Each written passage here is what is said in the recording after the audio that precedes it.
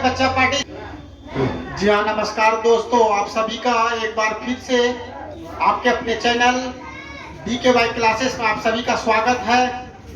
मैं आप लोगों के बीच आज क्लास 10 फिजिक्स का एक शानदार वीडियो लेकर आए हैं। 5वां चैप्टर यानी magnetic effect of electric current, विद्युत धारा का चुंबकीय प्रभाव में एक टॉपिक है विद्युत चुंबक। ये क्या होता है इसको हम लोग जानने का प्रयास करेंगे।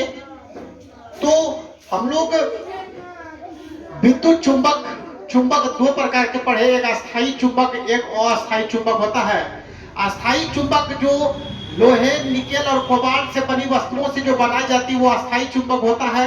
अस्थायी चुंबक में क्या होता है, वो किसी वस्तु को दूर से ही, अगर यहाँ पर है अस्थायी चुंबक तो ये अगर यहाँ से अगर लोहे से बनी कोई वस्तु है तो इसको ये खींच लेगा, उसको हम लोग अस्थायी चुंबक बोलते हैं। और अस्थायी चुंबक होता है कि जब किसी चालक तार में विद्युत धारा प्रवाहित की जाती है, तो जब किसी चालक तार में विद्युत धारा प्रवाहित होती है तो चालक तार में जो विद्युत धारा प्रवाहित होने पर जो है उसके इर्द गिर्द जो है चुंबकीय क्षेत्र उत्पन्न हो जाता है, वो अस्थायी चुंबक होता है। तो आज हम लोग विद्युत चुंबक जो उत्पन्न होता है कैसे होता है वो हम लोग सबसे पहले जाने कि विद्युत चुंबक होता क्या है। वैसा चुंबक जिसमें चुंबकत्व का मतलब होता है कि चुंबकीय पावर तब तक ही रहेगा, चुंबक उतने ही समय तक विद्यमान रहता है जितने समय तक परिनालिका में विद्युत धारा प्रवाहित होती है। तो यहां से देखिए, जब हम लोग कनेक्शन अगर काट देते हैं तो ये आपको एक बेलनाकार है विद्युत का कुचालक कोई वस्तु है, इसमें हम लोग क्या किए, नरम लोहे की एक तार का लपेटा लगा दिया है ना। यहाँ पर देखते हैं बहुत सारा लपेटा लगा हुआ है। तो लपेटा लगने से और इस तार को हम लोग एक तरफ प्लस धन टर्मिनल से और एक तरफ ऋण टर्मिनल से इसको जोड़ दिए। पहले जब इसको नहीं था जोड़ा हुआ तो इसमें धारा नहीं जा रहा था, लेकिन जैसे ही हम लोग इसको जोड़ दिए तो क्या हुआ कि इस सेल से इसमें धारा प्रवाहित होने लगा, इस लपेटा में। तो जैसे ही धारा प्रवाहित हुआ तो ये क्या हुआ कि जैसे यहाँ पर गया तो ये अपने जो इर्द गिर्द है, ये अपने इर्द गिर्द चुंबकीय क्षेत्र उत्पन्न करने लगता है। तो वही होता है विद्युत चुंबक। तो विद्युत के द्वारा उत्पन्न चुंबक, तो विद्युत के द्वारा उत्पन्न जो चुंबक होता है इसीलिए इसको विद्युत चुंबक कहा गया। यानी वैसा चुंबक जो चुंबक उतने ही समय तक इसमें विद्यमान रहेगा जितने समय तक की परिनालिका में विद्युत धारा प्रवाहित होती है। जैसे ही हम लोग विद्युत धारा इसमें जाना बंद कर देंगे तब ये इसका चुंबक जो पावर होता खत्म होता है। लेकिन अस्थायी चुंबक में ऐसा नहीं, उसका हमेशा बना रहता पावर इसमें। लेकिन जब तक धारा जाएगी तब तक आपको चारों तरफ चुंबकीय क्षेत्र उत्पन्न नजर आएगा। जैसे ही हम लोग धारा को बंद करेंगे इसमें जो है चुंबकीय पावर जो है इसका खत्म हो जाता है, चुंबकीय क्षेत्र बनना बंद हो जाता है। और ये याद रखेंगे कि इस परिनालिका में जो है नरम लोहे का जो चुंबकीय बनाया जाता है छड़, वो सबसे ज्यादा बेहतर माना जाता है। बाकी अगर आप ऐसे बनाने के लिए तो विद्युत का सुचालक का बहुत सारा तांबा तार या और भी चीजें हम लोग ले सकते हैं, लेकिन उतना पावर नहीं होगा जितना हम लोगों को होता है नरम लोहे का। नरम लोहे की जो छड़ होता है वो बहुत ही बेहतरीन होता है, वो सबसे ज्यादा चुंबकीय पावर उत्पन्न करता है। कब, जब किसी सेल से किसी चालक तार को जोड़ते हैं तो जैसे ही धारा प्रवाहित होती है तो नरम लोहे जो है अपने इर्द गिर्द बहुत ही ज्यादा चुंबक यानी चुंबकीय पावर उत्पन्न करता है। तो इसलिए नरम लोहे ज्यादा बेहतर है। अब ये देखिए, ये आप लोग को कई बार का लपेटा देख रहे हैं, इस लपेटा को हम लोग क्रोड कहते हैं, याद रखेंगे। परिनालिका में लपेटे गए ये नरम लोहा है ना। ये तार जो आप लोग देख रहे हैं ये नरम लोहा का बना हुआ है।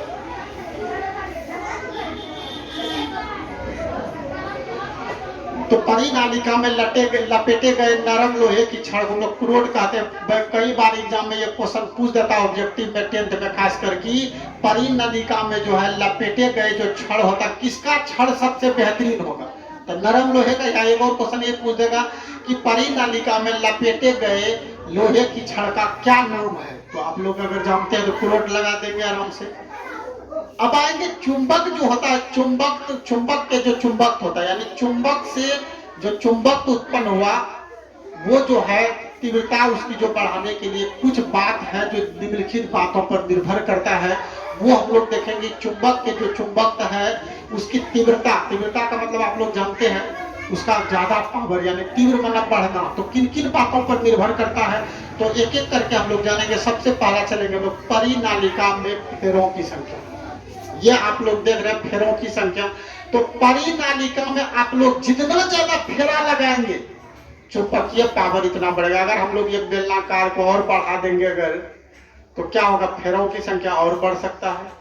तो फेरों की संख्या अगर हम लोग बढ़ाते जाएंगे तो ऑटोमेटिक है, बढ़ाते जाएंगे तो क्या होगा, चुंबकीय पावर भी जो हम लोगों का बढ़ते चले जाएगा। इसमें जितना ज्यादा फेरा होगा चुंबकीय पावर उतना क्या होगा, बढ़ेगा। तो जितना ज्यादा लंबा तार, जितना ज्यादा लपेटा लगाएंगे, जितना ज्यादा लपेटा होगा उतना ज्यादा जो है चुंबकीय पावर बढ़ते जाएगा, है ना। तो तार जितना ज्यादा लपेटा जाएगा, इसका प्रयोग हम लोग बॉक्स वगैरह में या बहुत सारा मशीन में भी इसका प्रयोग होता है ना। चुंबक क्षेत्र या चुंबकीय पावर उत्पन्न करने के लिए उसमें बहुत सारा लपेटा लगाया जाता है। तो जितना ज्यादा लपेटा होगा फेरों की संख्या, तो हम लोग समझ लेंगे चुंबकीय पावर जो है उतना ही अधिक होगा। तो हम लोग समझ गए चुंबक के चुंबकीय की जो तीव्रता है निम्नलिखित बातों पर निर्भर करता है। नंबर 1 हम लोग पढ़े फेरों की संख्या। तो चुंबक में जितना ज्यादा तार का फेरा हम लोग लगाते जाएंगे, जितना ज्यादा फेरा लगेगा चुंबकीय पावर उतना ही अधिक होगा। दूसरा कंडीशन चलेंगे विद्युत धारा का परिमाण। विद्युत धारा का परिमाण, सॉरी यहाँ पर हम लोग परिमाण लिखेंगे, विद्युत धारा का परिमाण। विद्युत धारा का परिमाण क्या, आप देखिए यहाँ पर 2 सेल लगा है, 2 सेल से धारा जा रही है। अब हम लोग इसमें क्या करेंगे, 3 सेल लगा देंगे। तो ऑटोमेटिक है कि सेलों की संख्या जब जितना ज्यादा बढ़ाएंगे उतना ज्यादा धारा प्रवाहित होगा। जितना ज्यादा सेलों की संख्या 2 था 3 कर दिए, तो 3 कर दिए तो धारा भी तो अधिक जाने लगेगा। 4 सेल कर देंगे, धारा भी ज्यादा जाने लगेगा। जितना ज्यादा सेल बढ़ेगा तो उतना क्या होगा, धारा बढ़ेगा। तो वही कहता है कि विद्युत धारा का परिमाण यानी विद्युत धारा जितना ज्यादा जाएगा इस फेरा में, विद्युत धारा जितना जाएगा इस फेरा में उतना ज्यादा चुंबकीय पावर अधिक होगा। ये दूसरा कंडीशन लोग याद रखेंगे कि प्रवाहित होने वाले विद्युत धारा का परिमाण जितना अधिक होगा चुंबकीय क्षेत्र उतना ही अधिक होगा। ये हम लोगों का दूसरा पॉइंट। ये भी हम लोग याद रखेंगे कि जितना ज्यादा इससे धारा प्रवाहित होगा, जितना ज्यादा हम लोग धारा यहाँ से जितना ज्यादा सेल जोड़ेंगे उतना ज्यादा धारा उत्पन्न होगा। ये भी हम लोग जानते हैं। तो जितना ज्यादा धारा उत्पन्न होगा यहाँ पर उतना ही ज्यादा यहाँ पर चुंबकीय क्षेत्र उत्पन्न होगा। तो 2 बात पर अभी तक हम लोग देखें निर्भर किया। तीसरा चलेंगे हम लोग क्रोड के पदार्थों की प्रकृति। क्रोड अभी हम लोग आप लोग को तुरंत बताए थे कि ये जितना भी लपेटा तार है, इस लपेटा तार को ही हम लोग बोलते हैं क्रोड। तो इसकी जो प्रकृति है, कहने का मतलब कि इसमें जो है ना अलग अलग तारों का अगर आप लोग लपेटा करेंगे तो उसमें चुंबकीय क्षेत्र अलग अलग हो जाएगा। और सबसे ज्यादा अगर चुंबकीय क्षेत्र आपको उत्पन्न करना है तो नरम लोहे से बेहतर कुछ नहीं हो सकता। बहुत ही बेहतरीन होता है नरम लोहे का जो होता है, नरम लोहे का जो क्रोड होता है वो सबसे ज्यादा चुंबकीय पावर उत्पन्न करता है।